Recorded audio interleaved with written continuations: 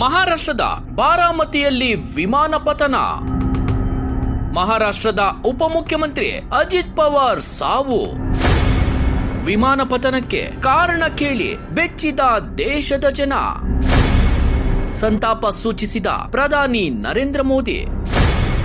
ಇದ್ದಕ್ಕಿದ್ದಂತೆ ವಿಮಾನ ಪತನ ಆಗಿದ್ದು ಯಾಕೆ ಗೊತ್ತಾ? ಸಂಪೂರ್ಣ ವಿವರ ಇಲ್ಲಿದೆ ನೋಡಿ.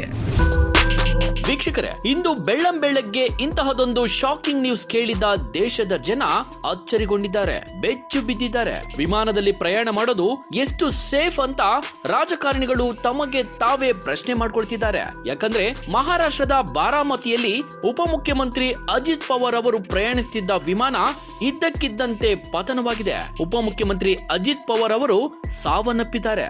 ಅಲ್ಲದೆ ಅವರ ಜೊತೆ ಪ್ರಯಾಣಿಸುತ್ತಿದ್ದವರು ಸೇರಿದಂತೆ ಒಟ್ಟು 6 ಜನ ವಿಮಾನ ಪತನದಲ್ಲಿ ಸಾವಿಗೀಡಾಗಿದ್ದಾರೆ. ಬೆಳ್ಳಂಬೆಳಗ್ಗೆ ಇಂತಹದೊಂದು ಸುದ್ದಿ ಕೇಳಿದ ದೇಶದ ಜನ ಬೆಚ್ಚಿ ಬಿದ್ದಿದ್ದಾರೆ. ಮಹಾರಾಷ್ಟ್ರದ ಬಾರಾಮತಿಯಲ್ಲಿ ಉಪಮುಖ್ಯಮಂತ್ರಿ ಅಜಿತ್ ಪವಾರ್ ಅವರು ಪ್ರಯಾಣಿಸುತ್ತಿದ್ದ ವಿಮಾನ ಪತನವಾಗಿದೆ. ಉಪಮುಖ್ಯಮಂತ್ರಿ ಅಜಿತ್ ಪವಾರ್ ಅವರು ಸಾವನ್ನಪ್ಪಿದ್ದಾರೆ. ಈಗಾಗಲೇ ಸ್ಥಳಕ್ಕೆ ರಕ್ಷಣಾ ಅಧಿಕಾರಿಗಳು ಧಾವಿಸಿದ್ದು ರಕ್ಷಣಾ ಕಾರ್ಯಾಚರಣೆಗಳನ್ನು ಕೂಡ ನಡೆಸಲಾಗುತ್ತಿದೆ. ಪ್ರಾಥಮಿಕ ವರದಿಗಳ ಪ್ರಕಾರ ತುರ್ತು ಭೂಸ್ಪರ್ಶ ಆಗುವ ಸಂದರ್ಭದಲ್ಲಿ ವಿಮಾನ ಪತನವಾಗಿದೆ ಎಂದು ತಿಳಿದು ಬಂದಿದೆ. ಅಜಿತ್ ಪವಾರ್ ಅವರು ಸೇರಿದಂತೆ ಎಲ್ಲ 6 ಮಂದಿ ಪ್ರಯಾಣಿಕರು ಈ ಭೀಕರ ಅಪಘಾತದಲ್ಲಿ ಸಾವನ್ನಪ್ಪಿದ್ದಾರೆ ಎಂದು ನಾಗರಿಕ ವಿಮಾನಯಾನ ಮಹಾನಿರ್ದೇಶನಾಲಯ ಮೂಲಗಳಿಂದ ದೃಢಪಡಿಸಿವೆ.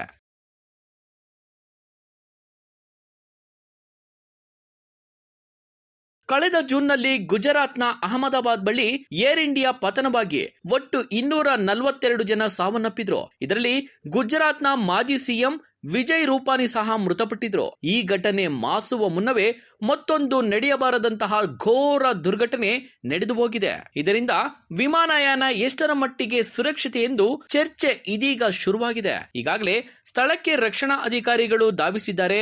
ರಕ್ಷಣಾ ಕಾರ್ಯಾಚರಣೆಗಳು ಕೂಡ ನಡೆಸಲಾಗ್ತಿದೆ. ಪ್ರಾಥಮಿಕ ವರದಿಗಳ ಪ್ರಕಾರ ತುರ್ತು ಭೂಸ್ಪರ್ಶ ಆಗುವ ಸಂದರ್ಭದಲ್ಲಿ ವಿಮಾನ ಪತನ ಆಗಿದೆ ಅಂತ ಹೇಳಲಾಗ್ತಿದ್ರು ಕೂಡ ವಿಮಾನ ಪತನಕ್ಕೆ ನಿಖರ ಕಾರಣ ತಿಳಿಯಲು ತನಿಖೆಯನ್ನ ಈಗಾಗಲೇ ಕೈಗೆತ್ತಿಕೊಂಡಿದ್ದಾರೆ.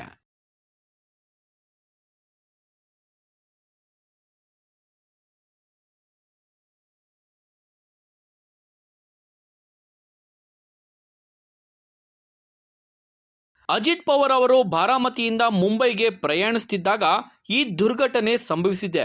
ವಿಮಾನವು ತಾಂತ್ರಿಕ ದೋಷದಿಂದ ಅಥವಾ ಇಳಿಯುವಾಗ ಉಂಟಾದ ಅಡಚಣೆಯಿಂದ ಪತನ ಆಗಿರಬಹುದು ಎಂದು ಶಂಕಿಸಲಾಗುತ್ತಿದೆ. ಮಹಾರಾಷ್ಟ್ರದ ರಾಜಕೀಯ ವಲಯದಲ್ಲಿ ಈ ಸುದ್ದಿ ತೀವ್ರ ಆಘಾತವನ್ನ ಉಂಟು ಮಾಡಿದೆ.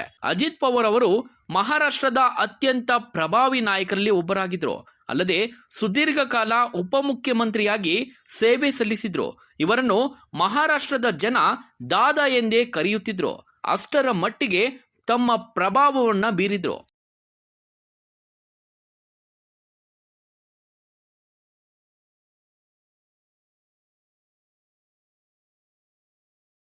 ಮಹಾರಾಷ್ಟ್ರದ ಬಾರಾಮತಿಯಲ್ಲಿ ವಿಮಾನ ಪತನ, ಡಿಸಿಎಂ ಅಜಿತ್ ಪವಾರ್ ಸಾವಿನ ಸುದ್ದಿ ತಿಳಿಯುತ್ತಿದ್ದಂತೆ ಪ್ರಧಾನಿ ನರೇಂದ್ರ ಮೋದಿ ಅವರು ಹಾಗೂ ಅಮಿತ್ ಶಾ ಅವರು ಕರೆ ಮಾಡಿ ವರದಿಯನ್ನು ಕೇಳಿದ್ದಾರೆ, ಸಂತಾಪವನ್ನು ಸೂಚಿಸಿದ್ದಾರೆ.